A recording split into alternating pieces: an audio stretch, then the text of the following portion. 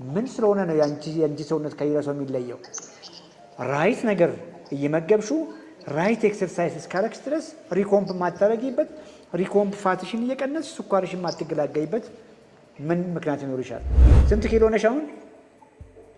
አሁን በጣም ቀነሰ። ይሄንን ከጀመርኩ በኋላ ሰውነቴ በጣም ቀነሰ። 149 ነው። አየሽ፣ ለዚህ እኮ ነው ለምን በራስሽ መንገድ ሄድሻልሽ እኮ ለዚህ ነው። ያንቺ አቀናነስ እኮ የሚያሳዝነው ሰውነትሽ እኮ ነው ያለቀው።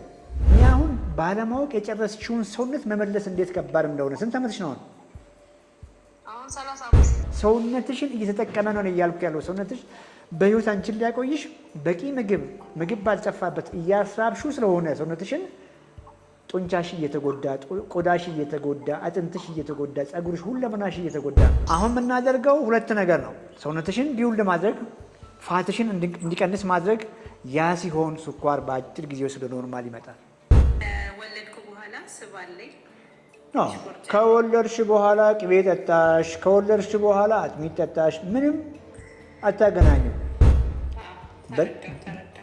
በሌል እንዴት አድርጊ ላስረዳሽ መሰለኝ። የበላሹ ሁለት ቁርጥ እንጀራ ነው። ሁለት ቁርጥ እንጀራ ነው። ጡንቻሽ ላይ ኦልሬዲ ሙሉ ነው።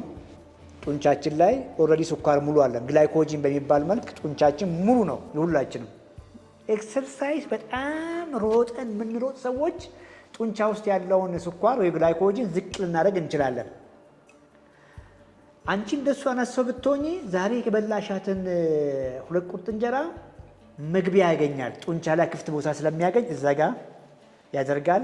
የተረፈውን ደግሞ ማታም ሳትበይ ነው ያደርሽው። ዛሬ ጠዋት ደግሞ እንዳጋጣሚ ሆኖ አልበላሽም። ሁለት እንቁላል በላሽ አይባልም። ስኳር ከፍ ስለማያደርግ ነው እያልኩሽ ያለሁት።